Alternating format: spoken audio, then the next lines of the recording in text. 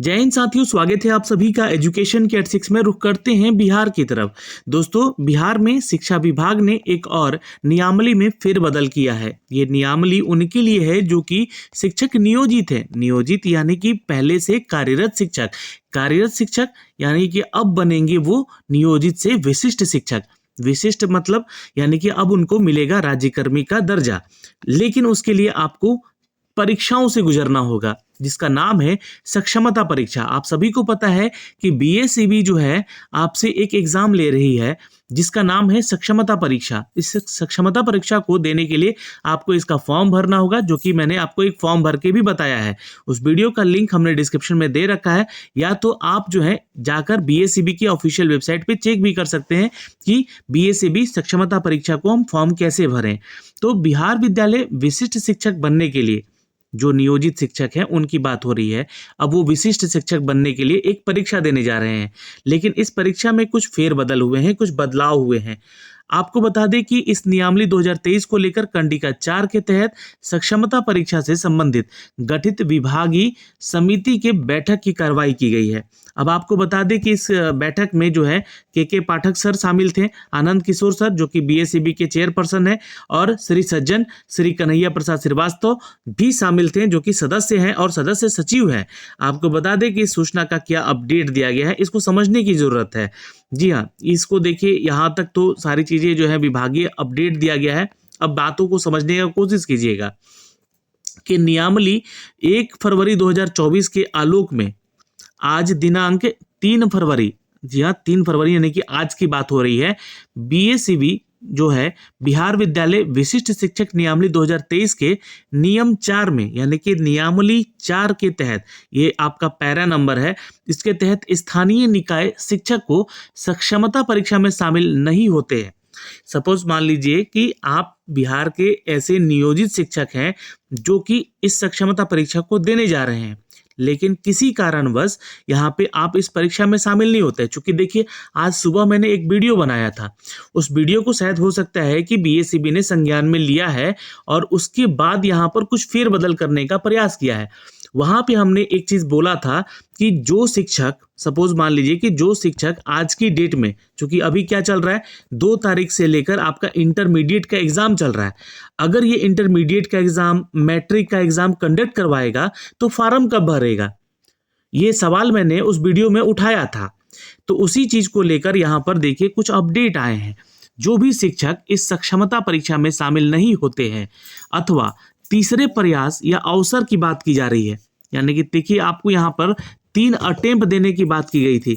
अगर आप तीसरे प्रयास में भी शामिल नहीं होते हैं, मतलब कि पहला अटेम्प्ट छोड़ते हैं, दूसरा अटेम्प्ट छोड़ते हैं या तीसरा अटेम्प्ट भी छोड़ते हैं, है ना, तीसरे प्रयास में परीक्षा में उत्तीर्ण तो होते हैं या उत्तीर्ण होने में विफल होते हैं, है ना, उत्तीर्ण नहीं होते हैं, तो ध्यान दीजिएगा यहाँ पर कि अगर आप उत्तीर्ण नहीं होते यानी कि आप विफल हो जाते, फेल हो जाते हैं, पर विचार करने हेतु गठित विभागीय समिति की बैठक हो गई।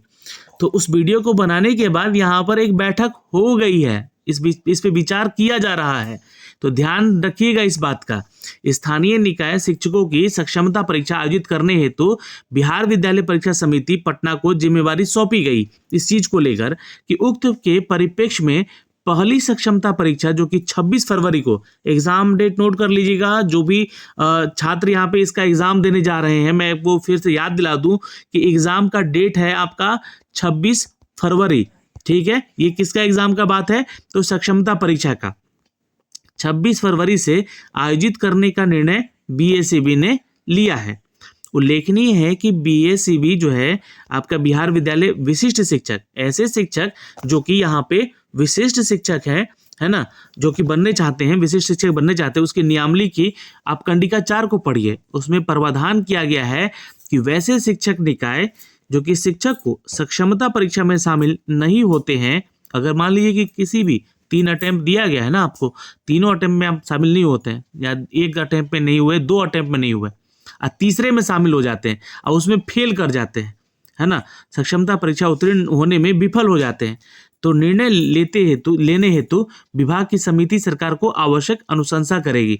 तो यहाँ पर अब बीएसीबी सरकार को अनुशंसा करेगी, यानी कि इसके बारे में जरूर कुछ ना कुछ चर्चा करेगी। आइए अब समझते हैं क्या चर्चा होगी। देखिए इस क्रम में समिति के महसूस किया है कि प्रत्येक शिक्षक को 3 प्रयास अथवा अवसर यानी कि 3 अटेम्प्ट देने हेतु बिहार विद्यालय परीक्षा समिति को 4 चरणों में परीक्षा लेनी पड़ सकती है। ध्यान से सुन लीजिएगा इस लाइन को, यही आपका मेन लाइन है। इस क्रम में समिति ने महसूस किया है, यानी कि जो भी हमारा समिति है बीएसीबी, उसने यहाँ पर इसको महसूस किया है कि प्रत्येक शिक्षक को 3 प्रयास दिया गया या अवसर दिए गए, 3 अटेम्प्ट दिए गए देने हेतु बिहार विद्यालय परीक्षा समिति को 4 चरणों में परीक्षा लेनी पड़ सकती है। इसका मतलब 4 चरणों की बात, मतलब कि ऐसा तो नहीं 4 शिफ्टों में परीक्षा होगी। हो सकता है कि ये एग्जाम आपका शिफ्ट वाइज हो, उसकी बात भी हो रही हो, लेकिन क्योंकि कुछ स्थानीय निकाय शिक्षक किसी व्यक्तिगत कारण से अटेम्प्ट में भाग नहीं ले सकते हैं, यानी कि ये अटेम्प्ट 3 ही है और इस 3 अटेम्प्ट में वो भाग सपोज नहीं ले पाए, जैसे कि वो बीमार पड़ गए, दुर्घटना हो गया, या फिर मैंने जैसा कि बताया आपको कि वो परीक्षा के लिए व्यस्त हैं, अभी इंटरमीडिएट का बिहार मैट्रिक का एग्जाम हो रहा है, तो वो कैसे पार्टिसिपेट कर पाएंगे? बिना तैयारी के वो एग्जाम में जाके बैठेंगे और वो भी कंप्यूटर पे जाके एग्जाम देंगे। सीबीटी टेस्ट होने वाला आपको, जैसा कि मैंने आपको पहले बताया था, तो वो कैसे एग्जाम देंगे इत्यादि जैसे कोई भी समस्याएं हो सकती है उनके पास।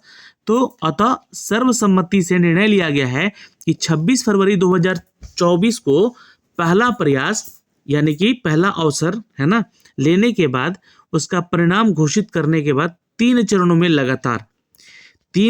में लगातार और परीक्षाएं बिहार विद्यालय परीक्षा समिति द्वारा ली जाएगी। देखिए यहाँ पर सीधे तौर पे यही कहा जा रहा है कि ये 3 चरणों में आपकी परीक्षा होगी। चौथा चरण भी हो सकता है, मतलब कि आपको लिए हो सकता है ये, अगर आप किसी कारणवश यहाँ पे पार्टिसिपेट नहीं कर पाते। तो चारों चरण अति शीघ्र समाप्त कर लिए जाएंगे।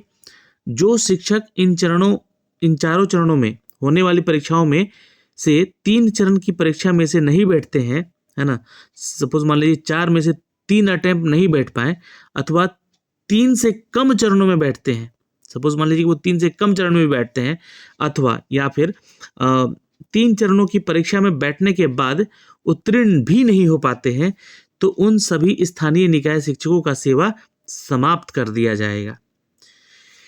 तो अब ये एक नया नियमावली बन चुका है, मतलब कि अगर आप 3 अटेम्प्ट में भी इस एग्जाम को नहीं पास कर पाए, 4 तो आपको मौके दिए जाएंगे, ये आपको क्लियर कर दिया गया है। लेकिन अगर आप इन में से 3 चरण में बैठे और तीनों चरण में बैठने के बाद यहाँ पे उत्तीर्ण नहीं होते हैं, तो उन सभी स्थानीय निकायों से सेवा समाप्त कर दी जाएगी। तो इसका कहने का क्या तात्पर्य है? अब यहाँ पे आपको समझना है कि आपको उन सभी स्थानीय निकाय शिक्षकों की सेवा समाप्त कर दी जाएगी, यानी कि आपकी नौकरी चली जाएगी। क्या ये कहना है यहाँ पर विभाग का? इस बात को बहुत ही गंभीरता से लिया जाए, क्योंकि यहाँ पर मुख्यमंत्री नीतीश कुमार जी ने ये कहा था कि आप अगर इन तीनों चरणों में पास नहीं भी करते हैं तो आपको जो है नियोजित शिक्षक बने रहना है। ऐसा नहीं है कि आप शिक्षक जो है यहाँ पे विशिष्ट शिक्षक बन जाएंगे, बल्कि नियोजित शिक्षक ही बने रहना है। तो इस लाइन का क्या तात्पर्य है अब कि क्या उनकी नौकरी चली जाएगी? तो उन सभी स्थानीय निकाय शिक्षकों की सेवा समाप्त कर दी जाएगी। तो ये एक बहुत ही महत्वपूर्ण लाइन लिख दिया गया यहाँ पे कि अगर आप इन तीनों चरणों में से बैठते हैं, है ना, मतलब 4 स्टेप में 4 चरण में आप बैठते हैं अथवा 3 चरण की परीक्षा में बैठने के बाद उत्तीर्ण नहीं होते हैं, तो उन सभी स्थानीय निकाय शिक्षकों की सेवा समाप्त कर दी जाएगी। तो ये लाइन जो है गलत लिख दिया गया है। कोई ऐसे शिक्षक अभ्यर्थी मतलब कि शिक्षक हैं, वो 2 साल के बाद हो सकता है कि वो रिटायरमेंट लेने वाले हैं या 3 साल के बाद ही रिटायरमेंट लेने वाले हैं। उनको क्या ज़रूरत है कि यहाँ पर वो इस परीक्षा में शामिल हो? कोई ज़रूरत नहीं है। सपोज मान लीजिए कि वो शामिल होते भी हैं और उनको 2 ही अटेम्प्ट मिलता है, तो यहाँ पे वो तो फेल हो जाएंगे। अब बातों को समझना है यहाँ पे। मैं उनकी बात कर रहा हूं कि आयोग को और समिति को ये विचार करना चाहिए कि वैसे अभ्यर्थियों का एग्जाम ले जो कि जिनका वो अभी जो मतलब एज है वो, या फिर उनका जो नौकरी करने का जो पूरा सीमा है वो 10 साल हो या 15 साल हो, उनसे परीक्षा लें।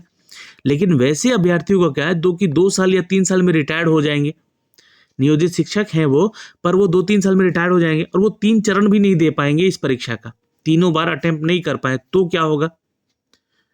क्या उनको स्थानीय निकाय शिक्षकों की सेवा समाप्त कर दी जाएगी? तो ये एक बहुत बड़ा फैसला होगा अगर ये लाइन लिखा गया है तो। उनकी नौकरी समाप्त करने की बात की गई है यहाँ पर, तो उन सभी स्थानीय निकाय शिक्षकों की सेवा समाप्त कर दी जाएगी। उपरोक्त अनुशंसा पर सरकार का निर्णय भी प्राप्त किया जाना उचित प्रतीत होता है। अतः धन्यवाद, बैठक समाप्त हुई। तो ये जो बैठक हुई है, इस बैठक में बहुत, मैं कहूँ तो कठिन फैसले लिए गए हैं। इसमें बोला गया है कि 3 प्रयास आपको दिया जाएगा, 3 प्रयास के अलावा चौथा अटेम्प्ट भी आपको लेना पड़ सकता है, तो वो लेंगे अगर किसी कारणवश वो, जैसे बीमारी से, दुर्घटना से वो यहाँ पे प्रतीत होते हैं। तो ये पहला परीक्षा जो होगा आपका प्रथम, ये 26 फरवरी 2024 को लिया जाएगा, पहला प्रयास आप देंगे।